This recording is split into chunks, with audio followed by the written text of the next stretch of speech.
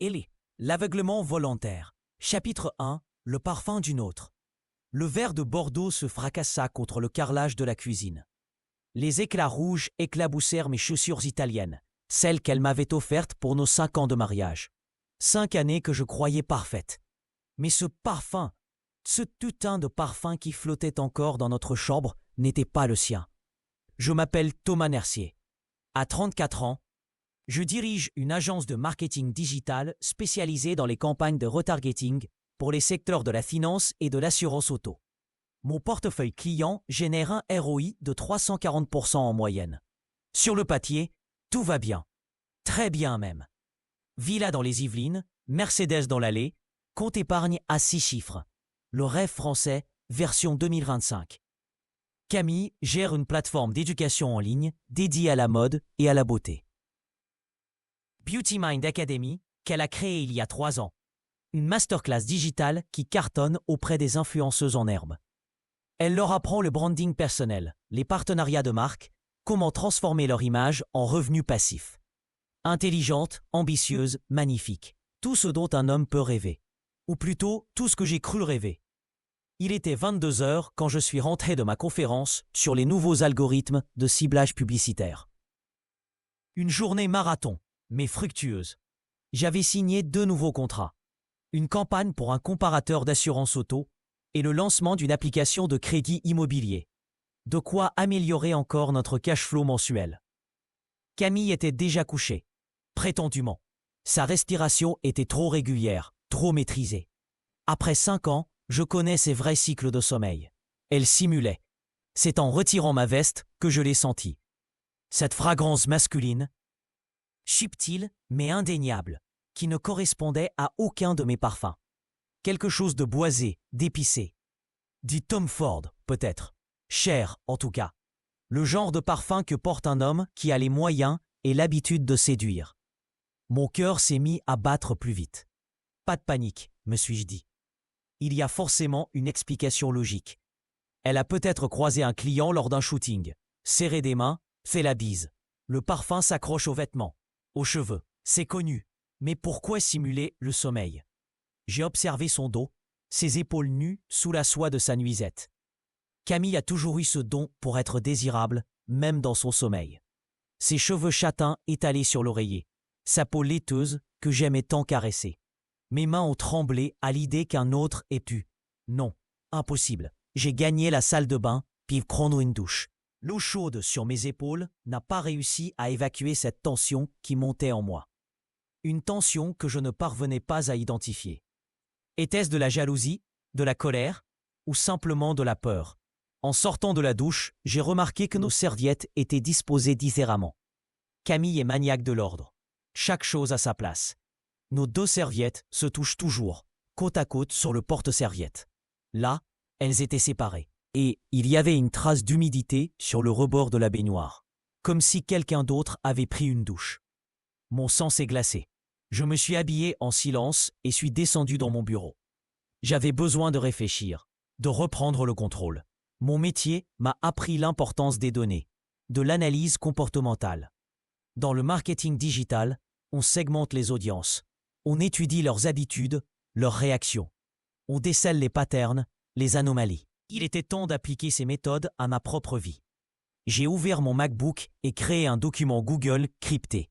Analyse comportementale, projet personnel.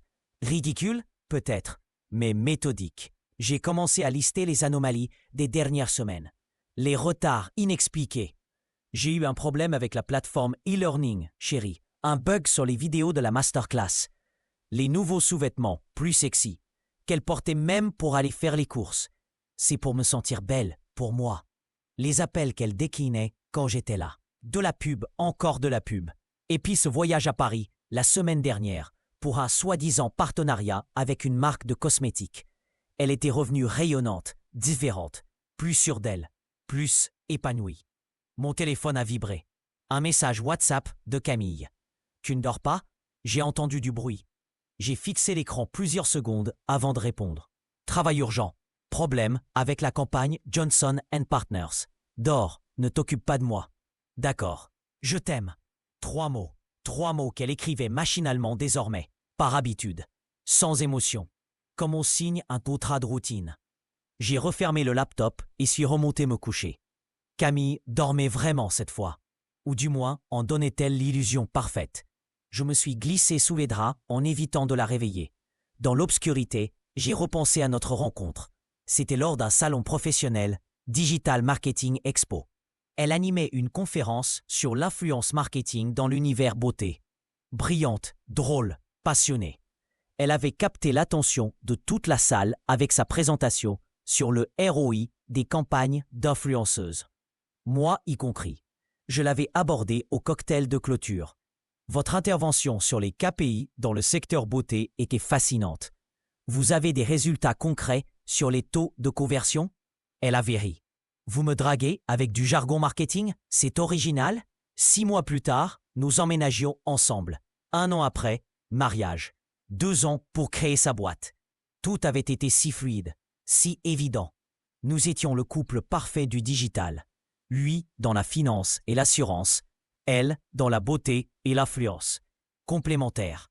Ou du moins, je le croyais. Allongé dans le noir, j'ai écouté sa respiration. Régulière, apaisée. Comment pouvait-elle dormir si tranquillement si elle avait quelque chose à cacher? Peut-être que je devenais paranoïaque. Le stress du boulot, les nuits trop courtes, la pression des objectifs trimestriels. Mais ce parfum, ce putain de parfum qui flottait encore dans l'air. J'ai tendu la main vers sa table de nuit pour consulter l'heure sur son portable.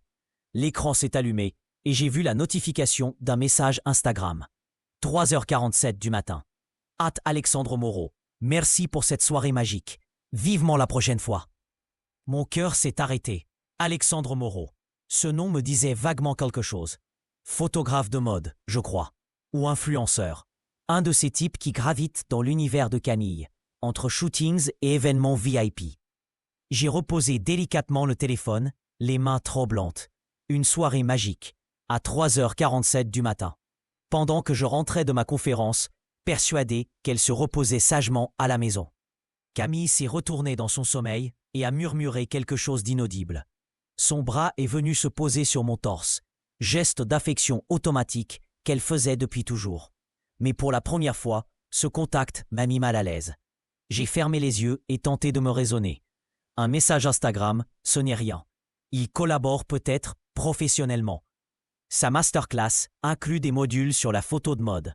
Elle a sûrement besoin de s'entourer d'experts pour enrichir ses contenus. L'économie de l'influence fonctionne comme ça. Tout le monde se connaît, se recommande, collabore. Mais soirée magique avec un emoji feu à 3h47. Ça ne ressemble pas vraiment à du networking professionnel. Le sommeil n'est pas venu. Je suis resté éveillé jusqu'à l'aube, à analyser chaque détail, chaque anomalie. Mon cerveau de marketeur tournait à plein régime, segmentant les informations, cherchant les corrélations, établissant des hypothèses. Hypothèse numéro 1. Je deviens paranoïaque et je me monte la tête pour rien. Hypothèse numéro 2. Camille a une aventure et cache bien son jeu. Hypothèse numéro 3. Il se passe quelque chose que je ne comprends pas encore, mais les signaux sont trop nombreux pour être ignorés. À 6h30, mon réveil a sonné. Camille a ouvert les yeux et m'a souri. Sourire que j'aimais tant, spontané et lumineux. Elle était belle, reposée, sereine. Pas le moindre signe de culpabilité ou de gêne. Bien dormi, chérie? Comme un bébé. Ai-je menti? Elle s'est levée pour prendre sa douche. Même rituel que d'habitude. Elle emporte son téléphone pour écouter des podcasts. Sauf que ce matin, j'ai remarqué qu'elle le tenait plus fermement, plus précieusement qu'avant. Pendant qu'elle était sous l'eau, j'ai inspecté ses vêtements de la veille.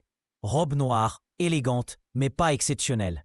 Sauf que l'étiquette indiquait nettoyage à sec uniquement et qu'elle était froissée comme si elle avait été retirée à la hâte.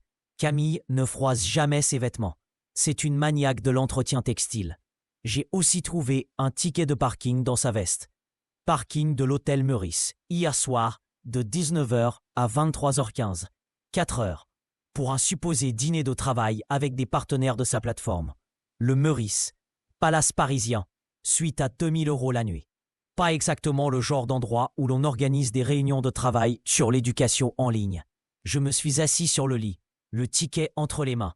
Les preuves s'accumulaient mais elles restaient indirectes. Dans mon métier, on appelle ça des signaux faibles, des indicateurs qui, pris isolément, ne prouvent rien, mais qui, ensemble, dessinent une tendance. Camille est sortie de la douche, serviette nouée autour de la taille, cheveux humides plaqués en arrière. Magnifique, comme toujours. Elle m'a embrassé sur la joue avant de s'habiller. Geste mécanique conjugal. Mais j'ai senti qu'elle évitait mon regard. « Tu as quelque chose de prévu aujourd'hui ?» lui ai-je demandé. « Tournage pour la masterclass. Module sur les techniques d'éclairage en photographie de mode. Je reçois un expert. »« Alexandre Moreau ?» Elle a marqué une pause imperceptible avant de répondre. « Tu le connais ?»« De nom. Il a bonne réputation ?»« Excellente. C'est un des meilleurs dans son domaine. Ses tarifs sont élevés, mais son expertise vaut l'investissement. Pour ma plateforme, c'est important d'avoir des intervenants de qualité. Logiques, cohérents, professionnels.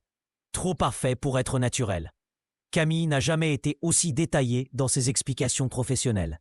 D'habitude, elle me parle de sa boîte de manière plus spontanée, plus décontractée. Il vient ici ?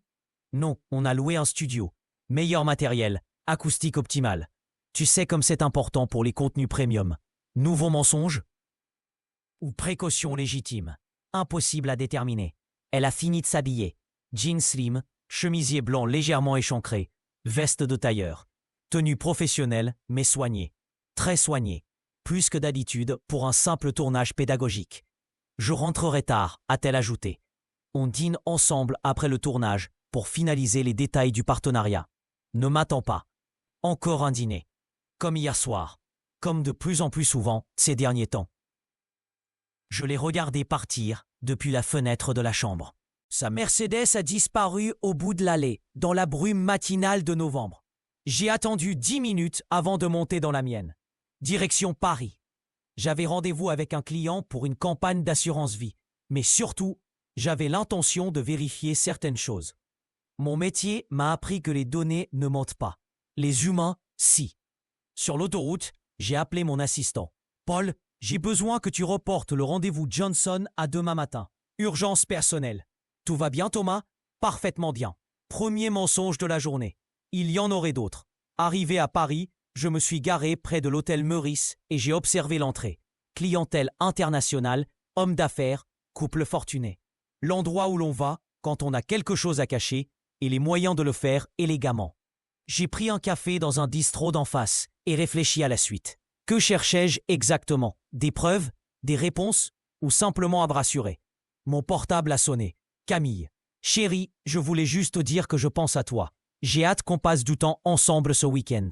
Sa voix était douce, affectueuse. Comme avant. Comme quand tout allait bien entre nous. Moi aussi, ma puce. À ce soir. Je t'aime. Moi aussi. Mensonge ou vérité ? Je ne savais plus. Après avoir raccroché, j'ai ouvert l'application de géolocalisation que nous partageons depuis toujours. Couple moderne. Avions-nous plaisanté en l'installant ? Transparence totale. Elle indiquait que Camille se trouvait effectivement dans le 11e arrondissement, là où se situent plusieurs studios de tournage. Peut-être que je me faisais vraiment des idées. Ou peut-être qu'elle avait simplement désactivé la géolocalisation. J'ai commandé un second café et ouvert mon laptop. Temps de faire ce que je sais le mieux. Analyser les données. J'ai créé un profil Instagram fictif et cherché Alexandre_Moreau. Photographe de mode, 28 ans, 180K followers. Profil professionnel impeccable. Shooting pour Vogue, collaboration avec des marques de luxe, testimonial d'influenceuses satisfaites. Beau gosse, évidemment. Le genre d'homme que les femmes regardent 2 fois dans la rue. Et dans ces posts récents, j'ai trouvé ce que je cherchais sans vraiment vouloir le voir. Une story datant de la veille. Photo d'un verre de champagne dans un cadre luxueux, avec la géolocalisation. Hôtel Meurice. Et en arrière-plan, flou mais reconnaissable, un reflet dans la vitre. Camille, ma femme, en robe noire, celle que j'avais trouvée froissée ce matin. J'ai fermé le laptop d'un coup sec. Les clients du bistrot se sont retournés. Ma respiration était devenue saccadée, mes mains moites. Ça y était. Je savais. Camille me trompait. Chapitre 2. Les premiers indices. Les 3 jours qui ont suivi cette découverte ont été les plus longs de ma vie. J'ai continué à jouer le mari aimant et confiant, mais chaque geste de Camille, chaque mot, chaque sourire était désormais analysé au microscope de ma suspicion grandissante. Le jeudi matin, elle s'est levée plus tôt que d'habitude. 6h30 au lieu de 7h15. Prétexte, j'ai une visioconférence avec des clients américains, décalage horaire oblige. Sauf qu'en consultant discrètement son agenda partagé Google, je n'ai trouvé aucune trace de cette réunion. Première faille dans son alibi. Je suis parti au bureau comme si de rien n'était. Mais au lieu de me rendre directement à Courbevoie, j'ai fait demi-tour et me suis posté à 500 mètres de chez nous. Planqué comme un détective privé de série B, mais déterminé à en avoir le cœur net. À 8h42, la Mercedes noire de Camille a quitté notre allée. Mais au lieu de prendre la direction de Paris et de son bureau, elle s'est dirigée vers Versailles. Vers une zone que je ne connaissais pas, résidentielle et cossue. J'ai suivi à distance, en gardant plusieurs voitures entre nous. Mon cœur battait si fort que j'avais peur qu'elle l'entende à travers nos habitacles respectifs. Ridicule, mais la paranoïa me rendait irrationnel. Elle s'est arrêtée devant une maison contemporaine avec un jardin impeccablement entretenu. Architecture moderne, baies vitrées, Tesla noire dans l'allée. Le genre de propriété qui vaut facilement 800 000 € dans ce secteur. Pas le domicile d'un photographe freelance en début de carrière. Camille est sortie de sa voiture avec un sourire que je ne lui connaissais plus. Radieux, anticipateur. Elle portait une robe que je ne lui avais jamais vue. Rouge sang, près du corps. Sexy sans être vulgaire. Le genre de tenue qu'on ne met pas pour une réunion de travail. La porte d'entrée s'est ouverte avant même qu'elle n'ait sonné. Alexandre Moreau en personne. Grand, brun, chemise blanche ouverte sur un torse bronzé. Il l'a accueillie avec un sourire carnassier et l'a embrassée. Pas sur les joues, sur les lèvres. Longuement. J'ai serré le volant jusqu'à avoir mal aux phalanges. Ils ont disparu à l'intérieur. J'ai attendu. 1 heure, 2 heures. À 11h30, ils sont ressortis ensemble. Camille avait les cheveux légèrement défaits et cette lueur dans les yeux qu'elle avait autrefois quand nous faisions l'amour. J'ai eu envie de vomir. Ils ont pris la Tesla d'Alexandre et sont partis. Je les ai suivis jusqu'à un restaurant gastronomique de Saint-Germain-en-Laye. Le pavillon Henri IV, une table étoilée où nous avions nous-mêmes déjeuné pour notre 3e anniversaire de mariage. Camille lui faisait cette réservation avec mon argent. L'argent de nos campagnes marketing, de nos contrats d'assurance, de notre cash flow commun. Je suis rentré au bureau dans un état second. Mes collaborateurs ont dû sentir que quelque chose n'allait pas, mais personne n'a osé me poser de questions. J'ai annulé tous mes rendez-vous et me suis enfermé dans mon bureau. Il fallait que je réfléchisse, que je planifie. Mon téléphone a sonné vers 14h. Camille. Chérie, je suis désolé. La réunion avec les Américains s'éternise. On va déjeuner ensemble pour finaliser les contrats. Je ne rentrerai pas avant 18h. Pas de problème, ma puce. Le travail avant tout. Tu es adorable. À ce soir. Adorable. Le cocu magnifique. Oui. J'ai raccroché et ouvert une nouvelle session de navigation privée. Temps de creuser le profil de ce Alexandre Moreau. LinkedIn, Facebook, Instagram, site professionnel. J'ai tout épluché avec la méticulosité d'un audit SEO. Photographe de mode, effectivement. Mais pas que. Il possédait également une agence de conseil en images pour influenceuses. AM Consulting. Créée il y a 6 mois. Bizarre coïncidence. C'est exactement à cette période que Camille a commencé à avoir ses mystérieux rendez-vous professionnels. En croisant les données, j'ai découvert qu'Alexandre avait travaillé pour plusieurs clientes de la masterclass de Camille. Emma Chic, officielle. Laura Mode Addict. Laura Beauty Tips. Toutes des influenceuses que ma femme avait formées personnellement. Le schéma prenait forme. Camille utilisait sa plateforme e-learning pour identifier les influenceuses les plus prometteuses. Alexandre les prenait ensuite en charge pour du coaching personnalisé haut de gamme. Division du travail, optimisation des process, rentabilisation des leads. Du marketing bien huilé. Mais ça n'expliquait pas le baiser de ce matin. J'ai continué mes recherches et trouvé des photos compromettantes sur le compte Instagram privé d'une certaine @JulieInfluStyle. Photos de soirées, de voyages, de dîners dans des restaurants chics. Et sur plusieurs clichés, Alexandre et Camille apparaissaient ensemble. Complice. Intime. Une photo datant d'il y a 3 semaines m'a particulièrement marqué. Prise à Deauville, dans un hôtel de luxe face à la mer. Camille portait une robe blanche que je ne connaissais pas. Alexandre avait le gras passé autour de sa taille. Il regardait le coucher de soleil dans une pose d'amoureux parfaite. Le week-end où elle était supposée être en formation chez L'Oréal. J'ai imprimé cette photo et l'ai glissée dans un dossier que j'ai créé. Dossier C, éléments à charge. Méthode, organisation, preuve tangible. Dans ma colère montante, je retrouvais mes réflexes professionnels. Le téléphone a sonné à nouveau. Cette fois, c'était Paul, mon assistant.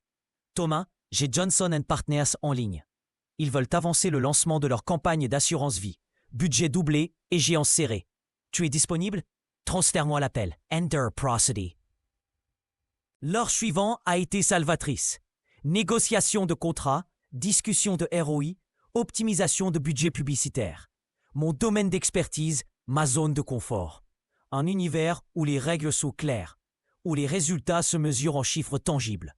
Contrairement à ma vie privée, devenue un bourbier d'incertitudes et de mensonges. J'ai décroché un contrat à 180 000 € pour 6 mois. De quoi améliorer significativement notre cash flow. Ironie du sort. Pendant que ma femme dilapidait notre argent en déjeuner clandestin, je continuais à faire fructifier nos investissements. Vers 17h, j'ai reçu un SMS de Camille. Réunion terminée plus tôt que prévu. Je passe faire du shopping et je rentre. Tu veux quelque chose? Shopping. Code pour je dois effacer les traces de ma journée avec Alexandre. Non merci. À tout à l'heure. Je suis rentré avant elle et j'ai inspecté notre chambre. Même manège que l'autre soir. Parfum masculin dans l'air. Serviette mal replacée. Drap légèrement défroissé côté Camille. Elle était repassée à la maison dans l'après-midi. Avec lui. Dans notre lit. Le lit où nous avions fait l'amour des centaines de fois. Où nous nous étions promis idélité et amour éternel. J'ai pris une douche glacée pour évacuer la rage qui montait en moi. Puis je suis descendu dans mon bureau et j'ai ouvert le dossier C. Temps de structurer mes découvertes. Fait numéro 1. Camille fréquente Alexandre Moreau depuis au moins 6 mois. Fait numéro 2. Leurs rencontres sont régulières et dissimulées sous de faux prétextes professionnels. Fait numéro 2. Elle utilise notre argent commun pour financer leurs rendez-vous. Fait numéro 4. Ils ont une relation intime. Baiser, voyage à Deauville, présence dans notre domicile conjugal. Hypothèse. Camille et Alexandre ont transformé leur collaboration professionnelle en liaison amoureuse. Ils utilisent le réseau d'influenceuses comme couverture pour se voir régulièrement. Question en suspens. Depuis quand exactement? Combien d'autres sont au courant? Est-ce qu'elle envisage de quitter notre mariage? Et surtout, qu'est-ce que j'allais faire de ces informations? Camille est rentrée à 19h30. Les bras chargés de sacs Galeries Lafayette et Printemps. Nouvelle garde-robe, apparemment. Elle arborait ce teint légèrement rosé des femmes qui ont pris du plaisir récemment. Bonsoir chérie, j'ai eu une journée formidable. Les contrats américains sont signés, on va pouvoir développer la masterclass à l'international. Et regarde ce que je me suis acheté. Elle m'a montré une lingerie de luxe, dentelle noire, transparente, provocante. Le genre de sous-vêtements qu'on offre à un amant, pas à un mari de 5 ans. C'est très joli, ai-je répondu en forçant un sourire. J'ai pensé qu'on pourrait essayer de retrouver un peu de passion. Ça fait longtemps qu'on n'a pas eu de vrais moments intimes. Culpabilité ou manipulation? Impossible à déterminer. Mais l'ironie était cruelle. Elle voulait faire l'amour avec moi pour se donner bonne conscience, après avoir passé la journée dans les bras de son amant. Excellente idée, ai-je menti. Mais d'abord, raconte-moi cette réunion avec les Américains. Ça s'est passé comment? Pendant 20 minutes, elle m'a détaillé une négociation qui n'avait jamais eu lieu. Nom d'interlocuteur inventé, chiffre d'affaires fictif, planning de déploiement imaginaire. Elle mentait avec un naturel déconcertant, brodant les détails avec une créativité que je ne lui connaissais pas. Ma femme était devenue une experte en dissimulation. Nous avons dîné en tête-à-tête, comme un couple normal. Elle m'a raconté ses projets d'expansion, ses idées de nouveaux modules pour la masterclass. J'ai partagé mes succès commerciaux, mes stratégies de retargeting pour les nouveaux clients. Conversation de couple entrepreneur, comme avant. Sauf que tout était faux, théâtral. Nous jouions nos rôles respectifs, dans une pièce d'où je commençais seulement à comprendre l'intrigue. Après le dessert, elle s'est approchée de moi et a posé ses lèvres sur les miennes. Baiser tendre, presque timide. Comme au début de notre relation. « J'ai envie de toi », a-t-elle murmuré. Ces mots que j'avais tant aimé entendre me donnaient désormais la nausée. Combien de fois les avait-elle prononcés dans l'après-midi, dans les bras d'Alexandre? Mais je ne pouvais pas refuser sans éveiller ses soupçons. J'ai donc suivi le mouvement, joué le mari empressé et reconnaissant. Nous avons fait l'amour cette nuit-là. Techniquement parfait, émotionnellement vide. Elle était présente physiquement, mais son esprit était ailleurs. Avec lui, probablement. Moi, j'étais habité par une colère froide qui grandissait à chaque caresse, à chaque gémissement qu'elle simulait pour me donner le change. Vers 3 heures du matin, Camille s'est endormie contre moi, la tête sur mon épaule.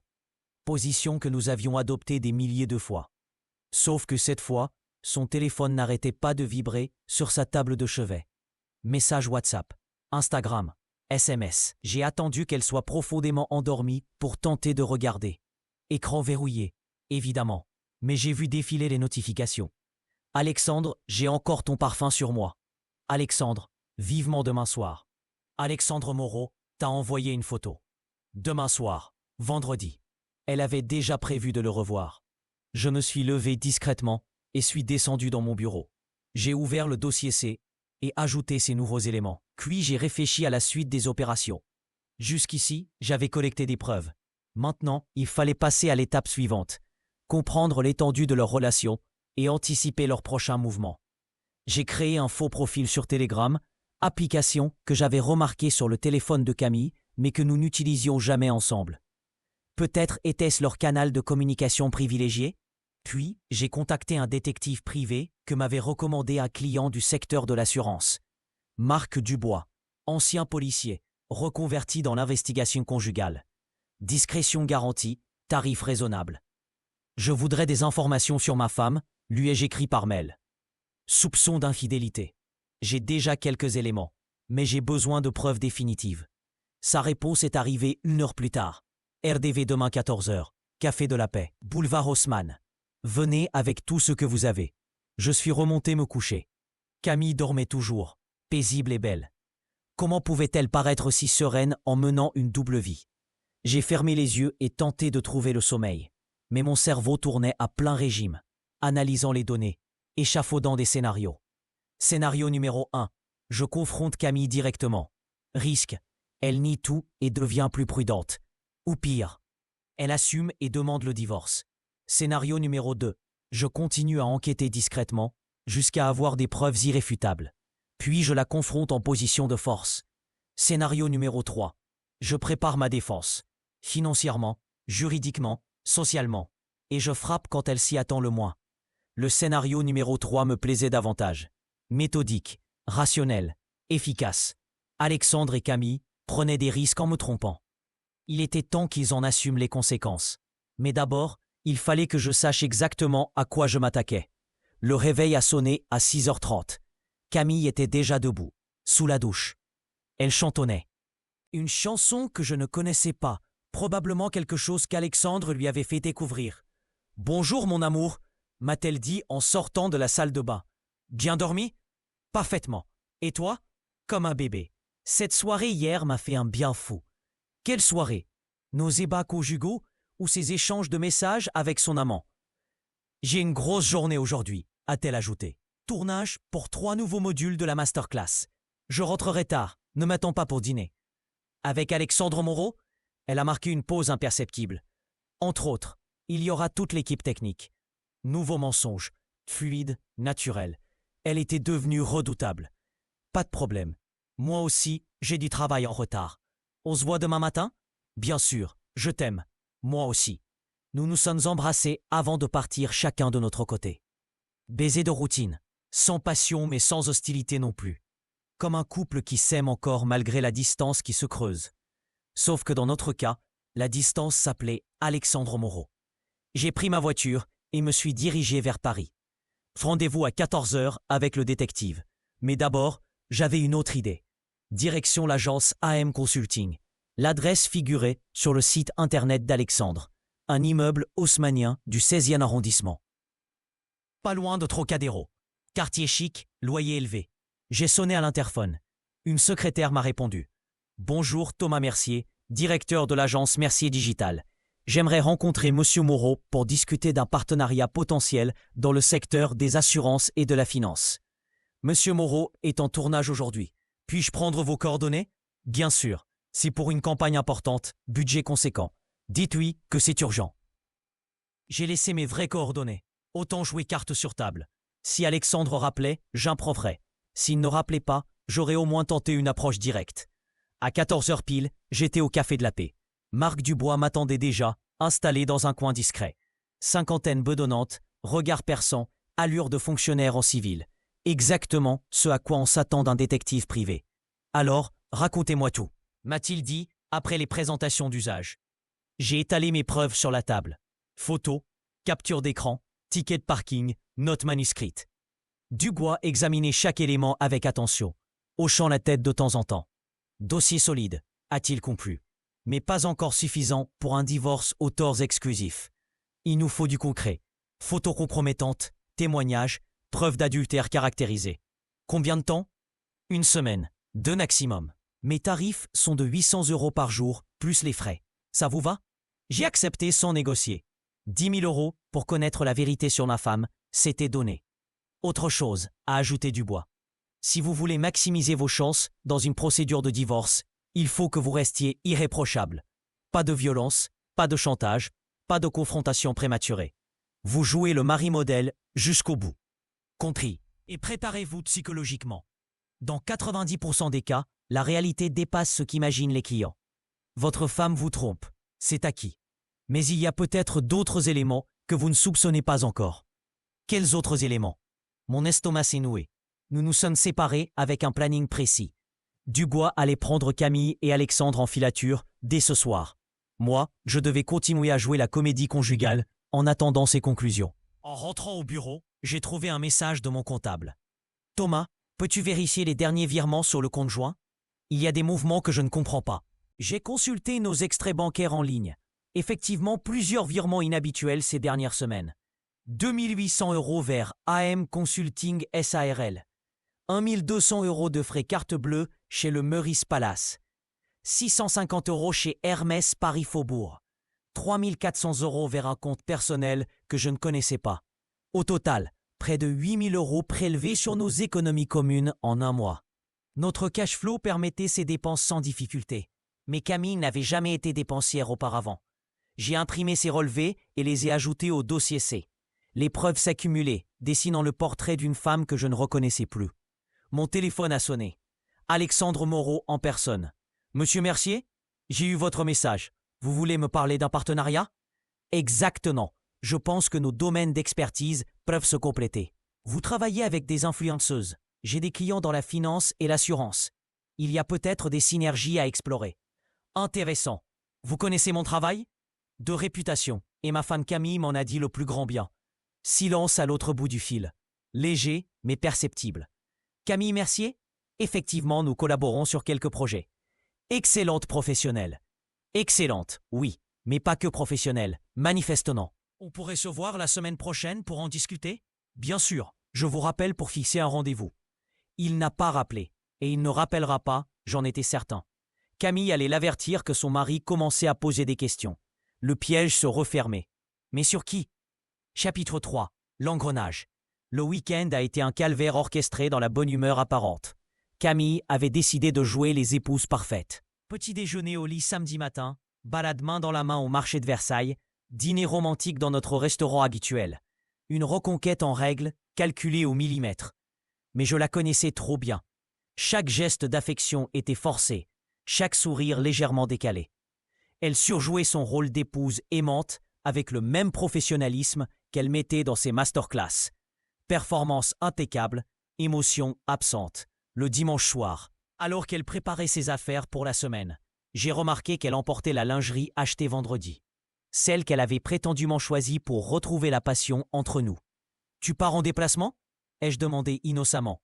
Tournage spécial mercredi et jeudi. 2 jours intensifs pour boucler les modules avancés de la masterclass. L'équipe a réservé des chambres dans un hôtel près du studio pour optimiser les horaires. Mensonge numéro 47. Oui, je comptais désormais. Quel hôtel? Le Normandie, à Deauville. Pas le grand luxe, mais c'est pratique pour l'organisation. Le Normandie, l'hôtel où elle avait déjà séjourné avec Alexandre il y a 3 semaines, d'après la photo Instagram. Ils retournaient sur les lieux de leur premier week-end clandestin. Mon sang n'a fait qu'un tour, mais j'ai gardé un visage impassible. Excellente idée. Tu as besoin que je t'avance les frais? Non, c'est pris en charge par la production. Merci quand même, chérie. Production fantôme, frais fictifs. Notre compte joint allait encore être ponctionné, j'en étais certain. Cette nuit-là, j'ai à peine dormi. Allongé à côté de Camille, qui ronronnait paisiblement, j'ai élaboré un plan d'action pour les jours suivants. Dubois devait me donner ses premières conclusions lundi matin. En fonction de ses découvertes, j'adapterai ma stratégie. Mais une certitude s'imposait. Je ne pouvais plus supporter cette comédie. Lundi 7h30, mon téléphone a vibré. SMS de Dubois, développement important, RDV urgent, café de la paix, 9h. J'ai prétexté une réunion client matinale et quitté la maison avant Camille. Elle était encore sous la douche, fredonnant cette même chanson inconnue qui m'irritait désormais au plus haut point. Dubois m'attendait avec un épais dossier et une mine sombre. « Asseyez-vous, Thomas.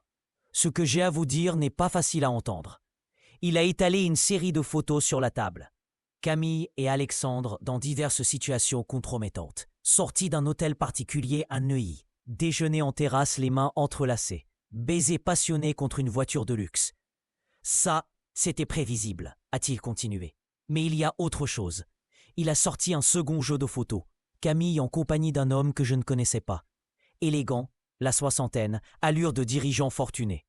Qui est-ce? Philippe Darcourt, PDG de Luxury Digital Group, conglomérat spécialisé dans le marketing d'influence haut de gamme. Chiffre d'affaires annuel, 200 millions d'euros. Mon estomac s'est retourné. Camille le rencontre régulièrement depuis 3 mois. Toujours dans des endroits discrets. Restaurants privés, club select, bureau personnel de Darcourt avenue Foch. Que voulez-vous dire? Votre femme ne se contente pas de vous tromper avec Alexandre Moreau. Elle mène une double, voire triple vie. Moreau semble être l'amant officieux, mais Darcourt, c'est autre chose. Il a posé une nouvelle photo sur la table. Camille sortant d'un bijoutier de la place Vendôme avec un écrin Cartier. Achat effectué vendredi dernier. Bracelet en or rose et diamant, valeur estimée, 25 000 euros. Payé par virement depuis le compte personnel de Darcourt. Je n'arrivais plus à respirer normalement. Il y a encore autre chose, a poursuivi Dubois impitoyablement. J'ai épluché les comptes de sa société Beauty Mind Academy, officiellement. Elle génère 180 000 euros de chiffre d'affaires annuel. Mais j'ai trouvé des virements entrants beaucoup plus conséquents. Source, plusieurs sociétés offshore liées au groupe Darcourt. Combien? 1,2 million sur les 8 derniers mois. La caisse s'est mise à tourner autour de moi. Camille ne se contentait pas de me tromper. Elle avait monté un système de blanchiment d'argent sophistiqué, utilisant sa plateforme e-learning comme façade. Vous pensez qu'elle est au courant? Difficile à dire. Soit elle est complice, soit elle est manipulée. Dans les deux cas, vous êtes en danger. En danger comment? Vous êtes marié sous le régime de la communauté universelle. En cas de problème judiciaire, vous risquez d'être considéré comme co-responsable des activités de votre épouse. Blanchiment d'argent, fraude fiscale, complicité d'évasion. Les chefs d'accusation potentiels ne manquent pas. J'ai eu soudain l'impression que les murs du café se resserraient autour de moi. Qu'est-ce que vous me conseillez? 3 options. 1. Vous confrontez Camille et exigez des explications. Risque, si elle est complice, elle peut tout faire disparaître avant que la justice intervienne. 2. Vous alertez les autorités fiscales. Risque, vous risquez d'être poursuivi vous aussi. 3. Vous vous protégez d'abord, puis vous frappez. L'option 3, concrètement, divorce immédiat pour faute, séparation de biens rétroactive, constitution de dossier pour dénoncer les activités suspectes après avoir mis vos intérêts à l'abri. J'ai réfléchi quelques minutes en sirotant mon café devenu amer. Tout s'effondrait autour de moi. Ma femme, mon mariage, ma sécurité financière, peut-être même ma liberté. Combien de temps pour réunir des preuves définitives? Camille part à Deauville mercredi. C'est l'occasion parfaite pour fouiller votre domicile et ses affaires personnelles. Je peux être là mercredi matin, dès son départ. Faites donc. Et Thomas, préparez-vous au pire. Dans ce genre d'affaires, il y a toujours des ramifications qu'on n'imagine pas. Je suis rentré au bureau dans un état second. Paul, mon assistant, a essayé de me parler de 3 appels urgents, mais je n'arrivais pas à me concentrer. Comment avais-je pu être aveugle à ce point? Les signes étaient pourtant là. Dépenses inhabituelles, changement de comportement, menteries répétées. J'étais marié avec une inconnue. Vers 14h, j'ai reçu un appel d'un numéro masqué. « Monsieur Mercier, Philippe Darcourt, nous devons parler. » La voix était grave, autoritaire, celle d'un homme habitué à obtenir ce qu'il veut. Je vous écoute. Pas au téléphone. Café Procope, 17h. Venez seul. Il a raccroché avant qu'il ait pu répondre. Darcourt voulait me rencontrer, soit pour me faire taire, soit pour négocier. Dans les deux cas, la situation devenait dangereuse. J'ai appelé Dubois pour le prévenir. N'y allez pas, m'a-t-il conseillé. Ou alors enregistrez la conversation. Mais méfiez-vous. Ce type-là ne recule devant rien quand ses intérêts sont menacés. À 17h pile, j'étais au Café Procope. Darcourt m'attendait dans un salon privé à l'étage. Costume 3 pièces impeccable, montre Patek Philippe au poignet. L'incarnation du pouvoir et de l'argent. Asseyez-vous, Thomas. Je peux vous appeler Thomas? J'ai activé discrètement l'enregistreur de mon téléphone. Vous voulez me parler de Camille? Entre autres. Votre femme est remarquable, vous savez. Intelligente, ambitieuse, pragmatique. Elle comprend les opportunités quand elles se présentent. Quelles opportunités? Celles que je lui offre. Sa petite plateforme e-learning avait du potentiel, mais manquait de moyens pour se développer. J'ai apporté les financements nécessaires. 1,2 million d'euros pour une masterclass sur la beauté, c'est généreux. Il a souri. Sourire de requin, calculateur et froid. Vous avez fait vos devoirs, j'apprécie. Effectivement, l'investissement peut paraître disproportionné. Mais Camille ne se contente pas d'enseigner le maquillage.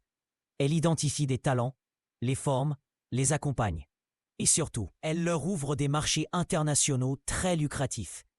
Des marchés de quel type? Disons que certains clients fortunés de mes autres activités apprécient la compagnie de jeunes femmes cultivées et sophistiquées. Pour des événements mondains, bien sûr. Des galas, des vernissages, des voyages d'affaires. L'horreur a fait place à la compréhension. Camille ne se contentait pas de blanchir l'argent de Darcourt. Elle lui recrutait des escort girls haut de gamme parmi ses élèves influenceuses. Camille est au courant? Camille est une femme d'affaires. Elle comprend que la beauté et l'intelligence féminine sont des ressources valorisables sur des marchés de niche. Vous voulez dire qu'elle proxénète ses propres élèves? Vocabulaire un peu cru, Thomas. Disons qu'elle facilite des rencontres mutuellement enrichissantes. J'avais épousé une maquerelle de luxe.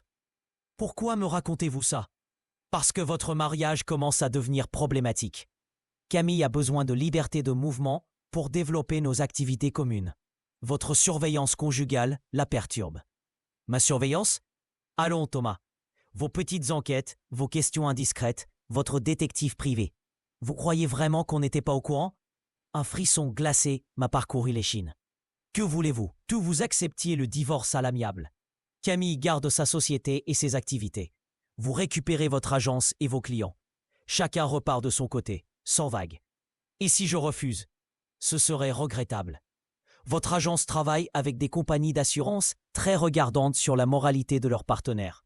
Si elles apprenaient que vous êtes mêlé à des activités douteuses, vos contrats risqueraient d'être résiliés. Chantage pur et simple. Je vais réfléchir. Ne réfléchissez pas trop longtemps. Camille rentre jeudi soir de Deauville avec Alexandre. Elle espère que vous aurez pris la bonne décision d'ici là. Il s'est levé, a posé un billet de 50 € sur la table et a quitté le salon sans un regard. Je suis resté seul avec mes pensées et l'enregistrement de notre conversation. Preuve accablante mais à double tranchant. Si je la rendais publique, Camille tomberait, mais moi aussi par ricochet. Échec et mat. Mon téléphone a sonné. Camille.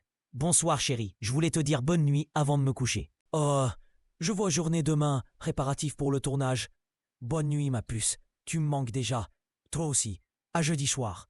Sa voix était douce, affectueuse, pas la moindre trace de culpabilité. Elle mentait avec un naturel confondant, même en sachant que son mari avait découvert ses activités. Camille était devenue une étrangère. Pire, une ennemie. J'ai consulté mes comptes bancaires personnels. Heureusement, j'avais toujours gardé une épargne séparée de nos finances communes. 250 000 € sur divers placements. De quoi voir venir en cas de divorce conflictuel. Mais d'abord, il fallait que je récupère des preuves tangibles. Mercredi, pendant que Camille roucoulait avec Alexandre à Deauville, Dubois et moi allions fouiller notre domicile de fond en comble. Le mardi soir, dernier dîner avant son départ. Camille était rayonnante, bavarde, affectueuse. Elle m'a raconté ses projets d'expansion internationale, ses nouvelles collaborations, sa fierté de voir sa petite entreprise prendre de l'ampleur. Tu sais, Thomas, parfois j'ai l'impression de vivre un rêve. Il y a 5 ans, j'étais une inconnue avec une idée floue. Aujourd'hui, je côtoie les plus grandes personnalités du secteur. Je forme des dizaines de filles qui réussissent grâce à mes conseils. C'est grisant. Tu as raison d'être fier. Tu as créé quelque chose d'unique. Unique, effectivement. Pas sûr que ce soit dans le bon sens. Et toi, tu es content de tes résultats cette année? Très content. L'agence n'a jamais aussi bien marché. Nos campagnes de retargeting pour les assurances génèrent un ROI exceptionnel. On forme vraiment une belle équipe, tous les deux. Une équipe. Si elle savait à quel point j'avais envie de la voir perdre. Nous avons fait l'amour ce soir-là. Camille était particulièrement entreprenante, créative, passionnée, comme si elle voulait me laisser un souvenir impérissable avant de partir retrouver ses amants. Ou comme si elle savait que c'était la dernière fois. Le mercredi matin, je l'ai accompagnée jusqu'à sa voiture. Valise Vuitton, sac de voyage assorti, tenue décontractée mais soignée. Elle était magnifique, comme toujours. « Tu vas me manquer », a-t-elle dit en m'embrassant. « Toi aussi, amuse-toi bien. Ce ne sera que du travail, tu sais. » Mensonge numéro 52. Sa Mercedes a disparu au bout de l'allée à 8h30 précise. À 9h, Dubois sonnait à ma porte avec une mallette d'outils techniques. Prêt pour la fouille archéologique? Plus que jamais. Nous avons commencé par son bureau. Dans le tiroir verrouillé de son secrétaire, nous avons trouvé un second téléphone portable que je ne connaissais pas. Dubois l'a allumé avec un décodeur spécialisé. Message WhatsApp, Telegram, Signal. Dizaines de conversations avec des prénoms féminins. Sarah, Emma, Julie, Laura, Manon, les élèves de sa masterclass. Mais les échanges n'avaient rien de pédagogique. Sarah, rendez-vous confirmé avec Monsieur K, samedi soir, Ritz. Tenue élégante exigée, tarif habituel. Emma, client japonais très généreux en ville pour 3 jours. Es-tu disponible? Julie, excellent retour de Monsieur D sur votre prestation. Il souhaite renouveler l'expérience. Camille coordonnait effectivement un réseau de call girls haut de gamme. Dans un classeur dissimulé derrière une fausse cloison, nous avons découvert les comptes détaillés de son activité parallèle. Revenus mensuels, entre 80 000 et 150 000 euros. Commission prélevée sur chaque prestation, 40%. Un business florissant et parfaitement organisé. Regardez ça, m'a dit Dubois en sortant un carnet manuscrit. Liste de clients avec leurs préférences détaillées, leur budget, leurs habitudes. Hommes politiques, dirigeants d'entreprise, personnalités médiatiques. Tout le gratin parisien y passait. Et au milieu de ces noms prestigieux, j'ai trouvé une information qui m'a glacé le sang. Alexandre M, recrutement et formation nouvelle fille. Commission spéciale 15% plus avantage en nature. Alexandre n'était pas seulement l'amant de Camille, c'était son associé dans le proxénétisme de luxe. Dubois a photographié tous les documents pendant que je fouillais le reste de la maison. Dans notre chambre, j'ai découvert une seconde garde-robe cachée dans un placard que je n'ouvrais jamais. Robes de marque, bijoux coûteux, lingerie de luxe. Toute une panoplie de séduction financée par l'argent sale. Vers 14h, nous avions terminé l'inventaire. Preuves accablantes, témoignages irréfutables, comptabilité détaillée. De quoi envoyer Camille en prison pour plusieurs années. Qu'est-ce qu'on fait maintenant? Ai-je demandé à Dubois. On attend qu'elle rentre. Et on prépare notre plot attaque. Mon téléphone a vibré. SMS de Camille. Tournage formidable. L'équipe est aux anges. Je pense beaucoup à toi. Je t'aime. J'ai regardé la photo qu'elle avait jointe. Camille souriante dans une chambre d'hôtel luxueuse, peignoir entrouvert, regard coquin. Destinée à me rassurer sur ses intentions, elle ne faisait que confirmer ses mensonges. Profite bien, ai-je répondu. Moi aussi je t'aime. Dernier mensonge avant la guerre ouverte. Car il allait y avoir la guerre. Camille avait choisi son camp en me trompant, en me mentant, en mettant ma liberté en danger avec ses activités criminelles. Maintenant, c'était mon tour de jouer. Et j'avais l'intention de gagner. Chapitre 4. Le point de non-retour. Jeudi matin, 6h47. Mon téléphone a vibré sur la table de nuit. Message de Camille. Train de 8h15, arrivée gare Saint-Lazare, 10h23. Tu peux venir me chercher? J'ai hâte de te retrouver. J'ai fixé l'écran quelques secondes avant de répondre. Bien sûr, ma puce. À tout à l'heure. Mensonge réciproque. Elle rentrait de son escapade adultère. Moi, je préparais sa chute.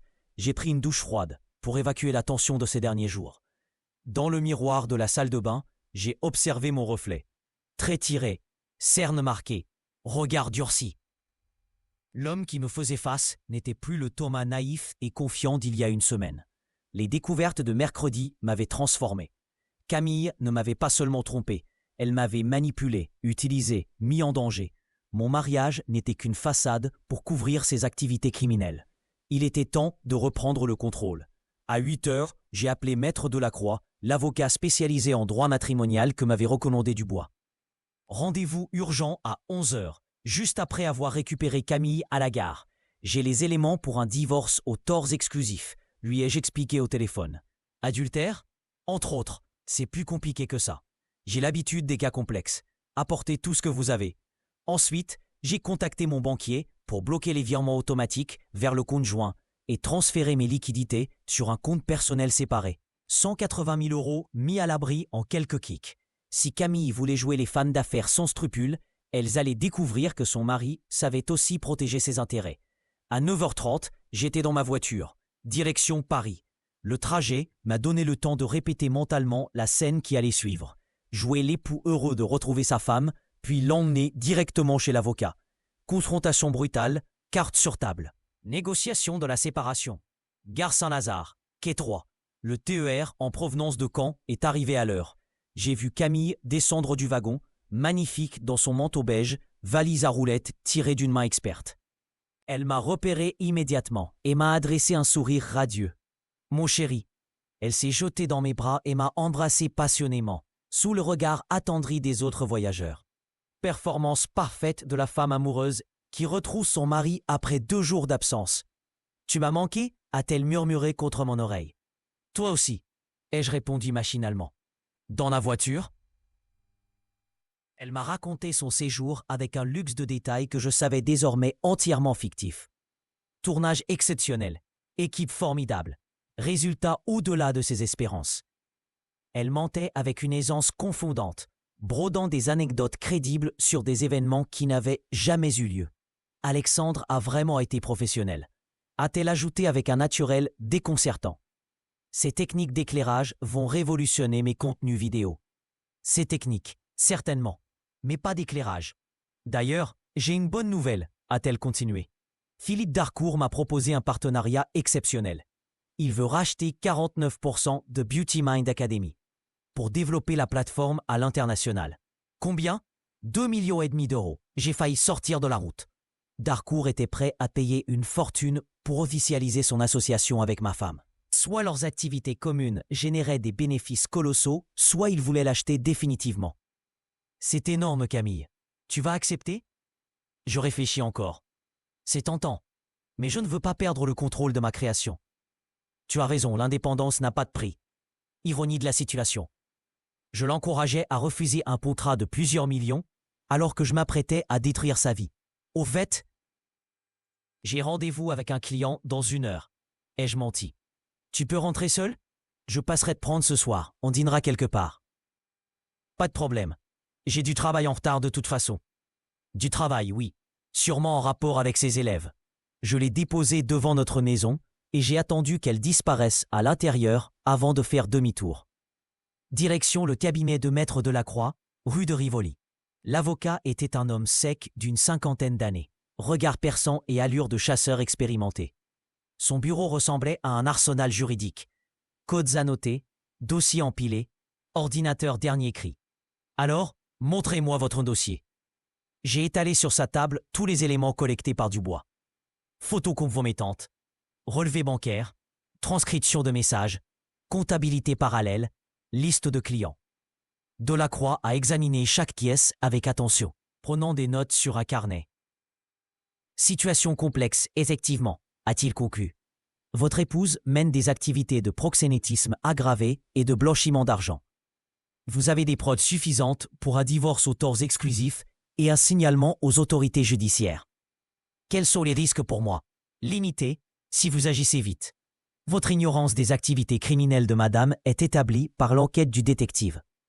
En revanche, plus vous tardez à porter plainte, plus vous risquez d'être considéré comme complice passif. Combien de temps? Séparation de biens immédiate. Assignation au divorce dans la semaine. Pour les poursuites pénales, c'est vous qui voyez. Mais je vous conseille de signaler aux services fiscaux en priorité. J'ai signé tous les documents nécessaires. Procédure de divorce pour faute, demande de séparation de biens, rétroactive. constitution de partie civile si des poursuites étaient engagées contre Camille. Une dernière chose, m'a dit Delacroix. Dans ce genre d'affaires, les époux concernés réagissent parfois violemment. Avez-vous un endroit où vous mettre à l'abri temporairement? Pourquoi? Votre femme brasse plusieurs millions d'euros avec des gens peu recommandables. Quand elle comprendra que vous allez tout faire s'écrouler, elle risque de ne pas apprécier. Frisson glacé. Je n'avais pensé qu'aux aspects juridiques et financiers, pas aux risques physiques. J'ai un appartement de fonction à l'agence. Je peux y rester quelques jours. Excellente idée. Et évitez de vous retrouver seul avec votre épouse avant que les huissiers interviennent. En sortant du cabinet, j'ai appelé Dubois. Tout est en place côté juridique. La machine judiciaire se met en branle dès demain matin. Parfait. Et Camille? Elle rentre de Deauville, radieuse. Elle ignore encore ce qui l'attend. Méfiez-vous quand même. J'ai intercepté des communications entre Darcourt et ses associés. Ils savent que vous enquêtez et ne comptent pas se laisser faire. Quel genre de menace? Le genre qu'on ne prononce pas au téléphone. Tenez-vous prêt à tout. J'ai raccroché avec une sensation désagréable dans l'estomac. Les enjeux dépassaient largement mon divorce. J'avais mis le doigt dans un engrenage criminel qui brassait des millions et ne reculerait devant rien pour protéger ses intérêts. Mais il était trop tard pour faire marche arrière. Direction l'agence. J'avais prévenu Paul que je resterais tard pour boucler des dossiers urgents. En réalité, j'avais besoin de réfléchir à la suite des événements dans un environnement neutre. Mon bureau au 12e étage offrait une vue panoramique sur la Défense. Gratte-ciel étincelant, flou incessant de cadres pressés, symbole d'un monde d'affaires que je croyais connaître. Mais combien de ces tours abritaient-elles des activités aussi troubles que celles de ma femme? À 17h, mon téléphone a sonné. Numéro inconnu. Thomas Mercier? Oui. Nous devons nous voir. Parking souterrain de la Fnac, niveau -2, dans 1 heure. Venez seul. Qui êtes-vous? Quelqu'un qui peut vous éviter de gros ennuis. La communication s'est coupée. Probablement un émissaire de Darcourt qui voulait négocier mon silence. Ou pire. J'ai hésité à prévenir Dubois. Puis j'ai décidé d'y aller seul. Si ces gens voulaient vraiment me nuire, ils n'auraient pas pris rendez-vous dans un lieu public. Le parking de la Fnac était à moitié vide à cette heure. Niveau -2, entre les piliers de béton, l'atmosphère était oppressante. Une berline noire, aux vitres teintées, m'attendait dans un coin isolé. La portière arrière s'est ouverte. Montez, j'ai reconnu la voix de Philippe Darcourt. Il était assis face à un homme plus jeune. Costume sombre, regard froid, garde du corps ou homme de main, difficile à déterminer. Thomas, vous me décevez. Nous avions un accord. Nous avions une menace déguisée en négociation. Appelez ça comme vous voulez. Le résultat est le même. Vous perturbez un équilibre fragile. La berline a démarré et quitté le parking. Nous roulions maintenant dans Paris, vitres fermées, ambiance feutrée et menaçante. Où m'emmenez-vous? Nulle part de dangereux. J'ai simplement besoin de votre attention complète. Darcourt a sorti à tablette et l'a orienté vers moi. Écran de surveillance vidéo montrant l'intérieur de notre maison. Camille était dans le salon, au téléphone, visiblement agitée. Votre femme vient d'apprendre par son avocat que vous aviez engagé une procédure de divorce. Elle n'est pas contente. Comment savait-il déjà? L'information n'était censée lui parvenir que demain matin. Camille a ses sources dans la profession juridique, a précisé Darcourt comme s'il lisait dans mes pensées. Maître Delacroix travaille parfois pour mes entreprises. Conflit d'intérêt, vous comprenez. Piégé. L'avocat était de mèche avec eux. Que voulez-vous? Que vous annuliez cette procédure stupide et que vous acceptiez un divorce à l'amiable. Camille garde sa société, vous récupérez votre agence. Chacun repart avec ce qui lui appartient. Et si je refuse? L'homme au costume sombre a sorti une chemise de son attaché-case. Photo de moi entrant et sortant de divers lieux. Cabinet du détective, banque, études notariales. Il me surveillait depuis le début. Vos activités récentes pourraient être mal interprétées par vos clients, a dit Darcourt.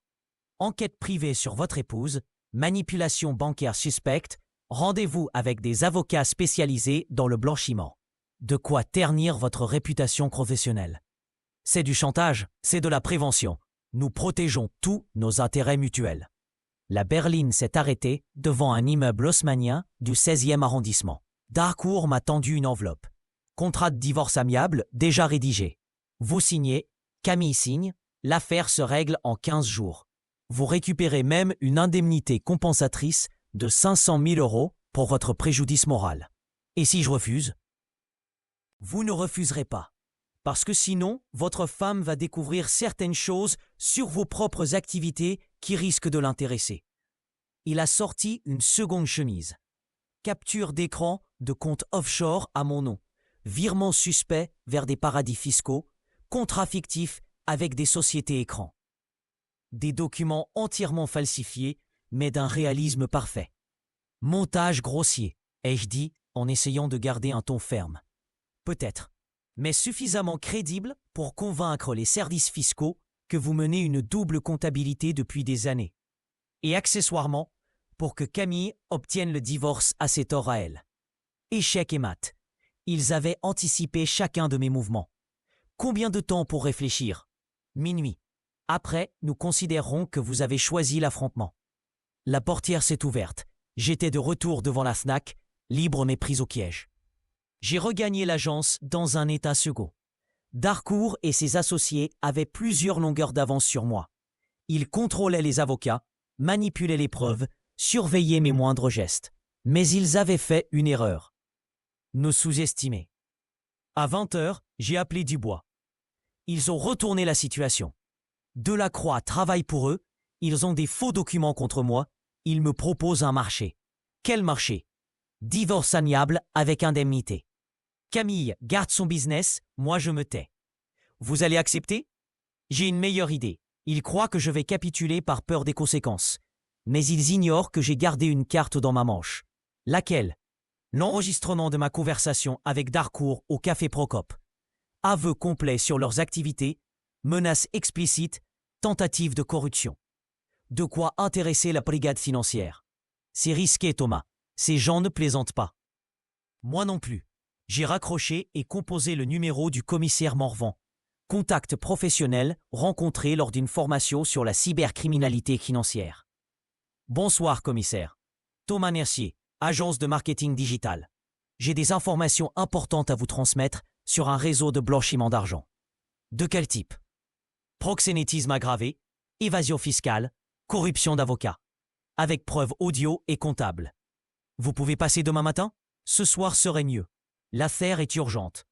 Rendez-vous fixé à 22h30 au commissariat central. J'avais 2 heures pour rassembler tous les éléments et préparer ma déposition.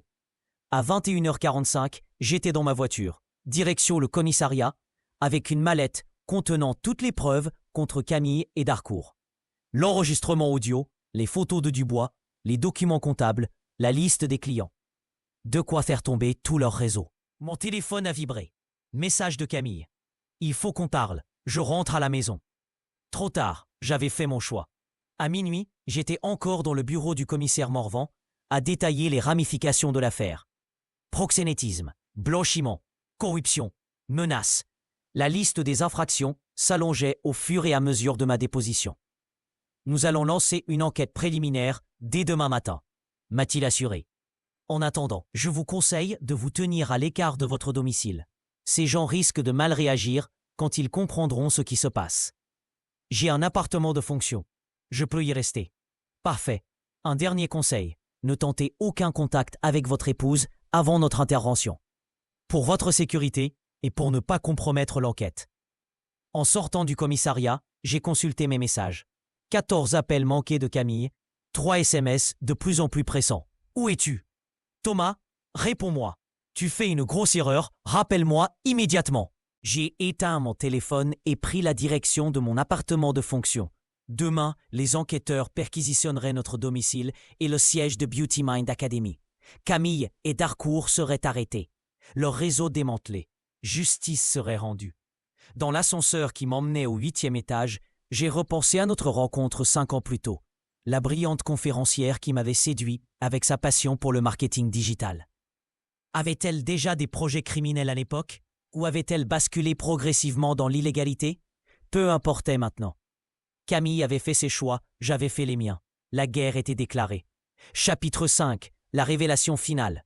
Vendredi, 6h12. Mon téléphone de fonction m'a réveillé en sursaut. Numéro inconnu, mais j'ai décroché instinctivement. Thomas, Dubois. Il faut qu'on se voie immédiatement. Qu'est-ce qui se passe? Ah, au téléphone. Retrouvez-moi dans 20 minutes, parking du centre commercial Vélizy 2, niveau supérieur. Et soyez prudent. La communication s'est coupée.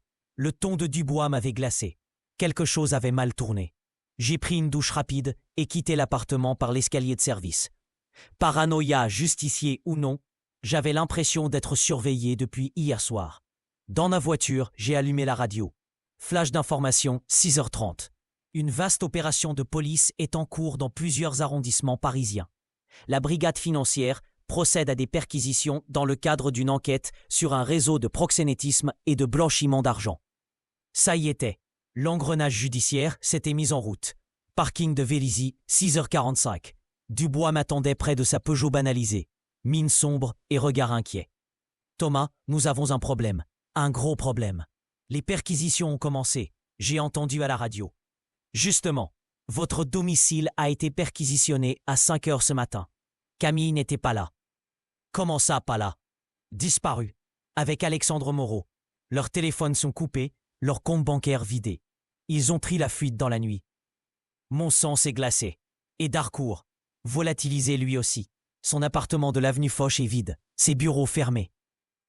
Il a activé un plan d'évacuation préparé à l'avance. Il ne peut pas s'évaporer comme ça. Détrompez-vous, ces gens-là ont des réseaux, des moyens, des planques dans des pays sans extradition. Et ils ont eu toute la nuit pour organiser leur fuite. J'ai donné un coup de poing dans le capot de ma voiture. Comment avais-je pu être aussi naïf? En croyant les prendre par surprise, je leur avais offert l'occasion de disparaître avec leurs millions. Ce n'est pas tout, a continué Dubois. La perquisition de votre domicile a révélé des éléments troublants. Il m'a tendu une chemise plastifiée, photo prise par la police scientifique dans mon bureau personnel. Les documents que j'avais collectés contre Camille avaient disparu, remplacés par d'autres dossiers. Contrats falsifiés à mon nom avec des sociétés offshore. Relevés de comptes cachés aux îles Caïmans. Correspondance avec des réseaux criminels internationaux. Quelqu'un a pénétré chez vous hier soir après votre déposition au commissariat, a expliqué Dubois. Ils ont effacé toutes les preuves contre Camille et planté des fausses charges contre vous. C'est impossible, j'étais au commissariat jusqu'à minuit, puis directement à l'appartement de fonction. Je vous crois, mais les enquêteurs, eux, voient un homme d'affaires qui dénonce sa propre femme pour détourner l'attention de ses propres crimes. L'horreur de la situation m'est apparue dans toute sa clarté. Camille et Darcourt avaient prévu cette éventualité. C'est la fin de ce podcast. En cas d'enquête judiciaire, je deviendrai le bouc émissaire parfait. Le mari manipulé qui découvre les activités criminelles de sa femme, mais qui en réalité était le véritable cerveau du réseau. Qu'est-ce que je risque? Dans l'immédiat, garde à vue pour interrogatoire, puis mise en examen pour blanchiment aggravé, organisation criminelle, proxénétisme. De quoi prendre 15 ans ferme. Ma vie s'écroulait. En voulant détruire Camille, je m'étais détruit moi-même. Il y a peut-être une solution, a ajouté Dubois. Les faux documents sont techniquement parfaits, mais ils ont été créés récemment. Un expert en criminalistique informatique pourrait prouver qu'ils ont été antidatés. Combien de temps? Plusieurs mois d'expertise.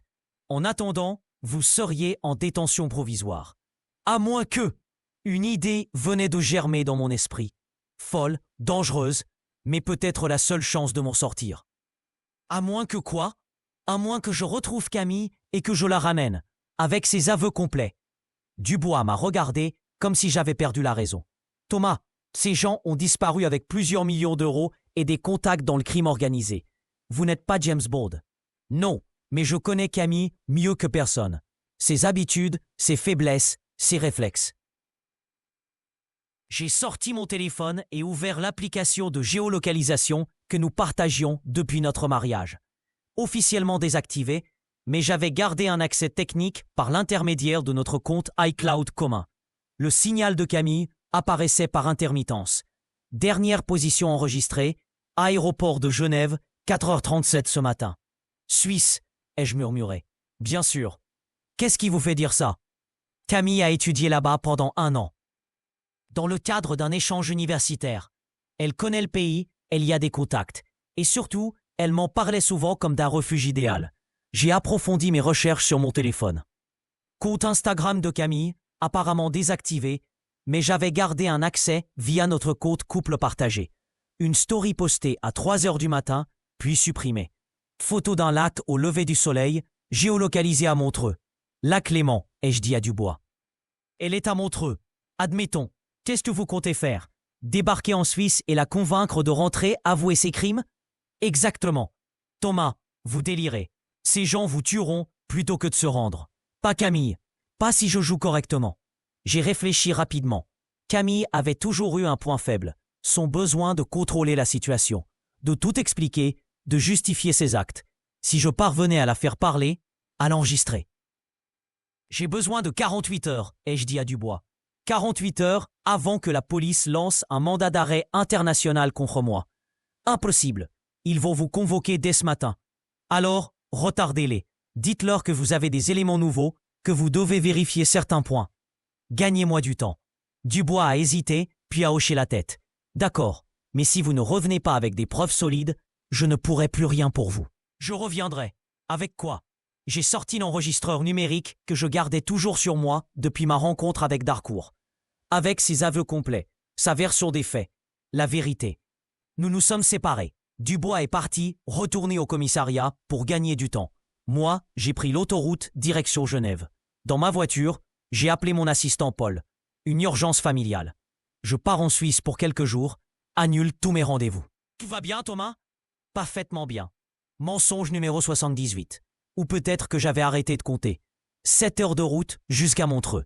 7 heures pour élaborer un plan, anticiper les réactions de Camille, préparer mes arguments. J'ai d'abord tenté l'approche émotionnelle, l'appeler, jouer le mari blessé mais encore amoureux, celui qui veut comprendre avant de pardonner. Mais son téléphone était coupé. Puis l'approche rationnelle. Elle était intelligente, elle devait comprendre que sa fuite ne ferait qu'aggraver sa situation judiciaire. En rentrant maintenant, elle pourrait négocier sa peine, peut-être échapper à la prison ferme. Enfin, l'approche pragmatique. Je connaissais ses habitudes, ses lieux de prédilection, ses réflexes de confort. À Montreux, elle descendrait forcément dans un palace au bord du lac. Le Fermont-le-Montreux Palace, où nous avions passé notre lune de miel. Arrivé à Montreux vers 16 heures, la ville était magnifique sous le soleil d'automne. Lac scintillant et montagnes enneigées en arrière-plan. Décor idyllique pour une confrontation qui pourrait mal finir. Direction le Fermont. Hall somptueux, personnel discret, clientèle internationale fortunée. L'endroit parfait pour se cacher quand on a les moyens. Bonjour, j'aimerais savoir si ma femme, Camille Mercier, est descendue chez vous. Nous devions nous retrouver ici, mais j'ai perdu ses coordonnées. Le réceptionniste a consulté son système. Désolé monsieur, je ne peux pas communiquer d'informations sur nos clients. J'ai sorti ma carte de crédit, celle que Camille et moi utilisions pour nos voyages communs. Regardez, nous avons un compte commun chez vous. J'aimerais juste connaître le numéro de sa chambre. Après vérification, le réceptionniste a accepté. Madame Mercier occupe la suite 420, mais elle a demandé à ne pas être dérangée. Parfait, c'est une surprise. Ascenseur jusqu'au 4e étage, couloir feutré, moquette épaisse, atmosphère de luxe tranquille. Devant la porte 420, j'ai respiré profondément et frappé. Pas de réponse. J'ai frappé plus fort. Room service. Bruit de pas à l'intérieur. Puis, la voix de Camille. Je n'ai rien commandé. Champagne offert par la direction, madame. La porte s'est entr'ouverte. Chaîne de sécurité encore accrochée. Le visage de Camille est apparu dans l'entrebâillement. Nos regards se sont croisés. Surprise totale de sa part. Détermination froide de la mienne. Bonsoir, ma chérie. Elle a tenté de refermer la porte, mais j'ai bloqué avec mon pied. Il faut qu'on parle, Camille. Tu es sous. Qu'est-ce que tu fais ici? Je viens chercher des réponses, et toi, tu vas me les donner. Elle a fini par ouvrir, résignée. À l'intérieur, la suite était somptueuse. Salon avec vue sur le lac. Bouteille de Dom Pérignon entamée sur la table basse. Vêtements de luxe éparpillés. Mais pas trace d'Alexandre. Où est ton amant? Parti. Définitivement. Elle portait un peignoir blanc de l'hôtel, cheveux défaits, regard las. Pour la première fois depuis des mois, elle paraissait vulnérable. Assieds-toi, Thomas. Tu as fait beaucoup de chemin pour rien. Pour rien? Ma vie est détruite par ta faute? Ta vie? Elle a éclaté d'un rire amer. Tu crois que c'est de moi qu'il faut avoir peur? J'ai activé discrètement l'enregistreur dans ma poche. Explique-moi alors. Explique-moi comment ma femme que j'aimais est devenue une criminelle. Camille s'est servi une coupe de champagne et s'est installée dans le canapé face au lac. Tu veux vraiment savoir? Tu es sûr de pouvoir supporter la vérité? Dis-moi tout. Très bien. Elle a bu une longue gorgée. Pour commencer, je n'ai jamais eu de liaison avec Alexandre. Quoi? Alexandre travaille pour Darcourt depuis le début, tout comme moi. Nos prétendues relations intimes étaient de la comédie, pour te faire croire à un simple adultère. Pourquoi? Parce que tu commençais à poser trop de questions sur mes finances. Darcourt avait besoin d'une explication crédible à mes absences et à mes nouvelles sources de revenus. Un amant, c'était parfait. Je me suis effondré dans un fauteuil. Tu n'as jamais couché avec lui? Jamais. Nos photos compromettantes étaient mises en scène.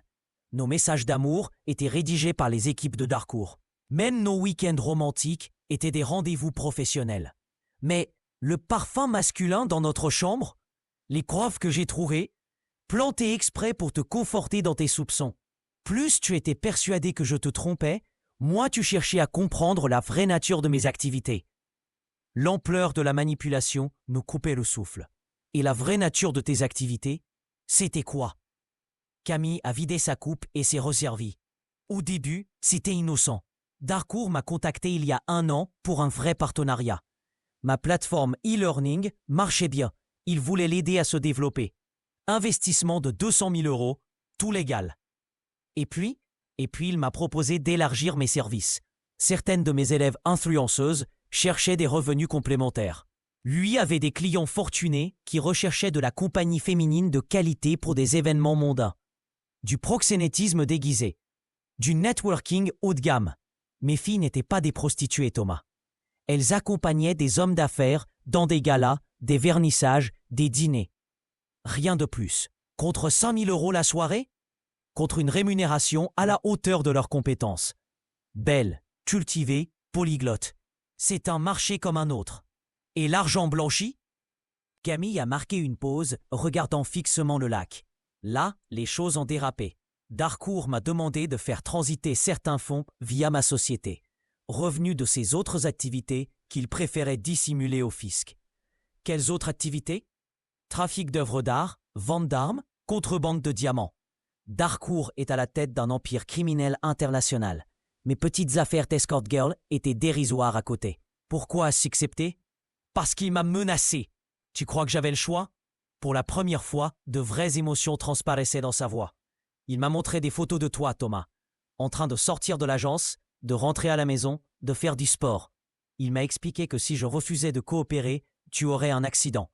Discret, mais définitif. Tu aurais pu me prévenir. Et te mettre en danger? Tu connais Darcourt, tu sais de quoi il est capable. Alors tu as préféré me tromper? J'ai préféré te protéger. En jouant la femme infidèle, je détournais ton attention de la vraie menace. Tu étais furieux, mais vivant. Les larmes coulaient maintenant sur ses joues. Tu n'imagines pas ce que j'ai vécu ces derniers mois. Faire semblant de ne plus t'aimer, inventer des mensonges, jouer la comédie de l'adultère. Tout ça pour que Darcourt te laisse tranquille. Et maintenant, c'est fini. Ta dénonciation a tout fait exploser. Darcourt sait que c'est toi qui as balancé le réseau aux flics. Il va te tuer, Thomas. Où est-il? Je ne sais pas. Il a disparu hier soir avec Alexandre et 3 autres hommes. Ils ont emporté les documents compromettants et plusieurs millions en liquide. Et toi? Moi, je suis censé faire le bouc émissaire, rester ici, me faire arrêter par Interpol, prendre toute la responsabilité du réseau. En échange, Darcourt épargnerait ta vie. Tu as accepté? Elle m'a regardé avec un sourire triste. Qu'est-ce que tu crois? Bien sûr que j'ai accepté. Je t'aime, Thomas. Je t'ai toujours aimé. J'ai éteint l'enregistreur. J'avais ce que j'étais venu chercher, la vérité. Camille ne m'avait jamais trompé. Elle m'avait protégé. Il faut rentrer en France, ai-je dit en m'approchant d'elle. Pour finir en prison? Pour témoigner contre Darcourt. Avec ton témoignage et mes enregistrements, on peut faire tomber son organisation. Il nous tuera avant. Pas si on se livre directement aux autorités. Protection rapprochée, témoin protégé. On peut s'en sortir. Camille s'est blottie contre moi. Nos premiers vrais retrouvailles depuis des mois. J'ai eu si peur, Thomas. Peur de te perdre. Peur que tu découvres la vérité. Peur que Darcourt mette ses menaces à exécution. C'est fini maintenant. On va s'en sortir ensemble. Nous avons quitté Montreux le soir même. Retour en France par la route, en évitant les contrôles frontaliers. direction directe vers le commissariat central de Paris. À 3 heures du matin, nous étions dans le bureau du commissaire Morvan. Camille a tout raconté. Le chantage de Darcourt, le faux réseau de prostitution, le vrai trafic international, les menaces contre Madi. Son témoignage, corroboré par mes enregistrements, a permis de lancer un mandat d'arrêt international contre Darcourt et ses complices. 2 jours plus tard, ils étaient arrêtés à l'aéroport de Bangkok. Le procès a eu lieu 6 mois après. Darcourt a pris 20 ans ferme. Camille, reconnue comme témoin protégé et victime de chantage, a écopé de 2 ans avec sursis. Moi, j'ai été complètement blanchi. Notre mariage a survécu à l'épreuve, plus fort qu'avant, basé sur la vérité cette fois. Camille a fermé Beauty Mind Academy et ouvert une association d'aide aux femmes victimes de réseaux criminels. Moi, j'ai développé mon agence de marketing vers la lutte contre la cybercriminalité. Et parfois, le soir, quand nous dînons en tête-à-tête dans notre maison des Yvelines, Camille me regarde avec ce sourire que j'avais cru perdu à jamais. « Tu sais quoi, Thomas ? Non, dis-moi. Je t'aime. Cette fois, ce n'est plus un mensonge. 1 an plus tard, j'ai reçu une lettre de la prison de Fresnes. Monsieur Mercier, félicitations pour votre perspicacité. Vous avez été plus malin que je ne le pensais. Mais n'oubliez jamais une chose, j'ai des associés partout et une mémoire très longue. Cette histoire n'est pas terminée. P. Darcourt. J'ai montré la lettre à Camille. Elle a pâli, puis a déchiré le papier. Ce n'était que le début, a-t-elle murmuré. Mais cette fois, nous étions prêts. Fin.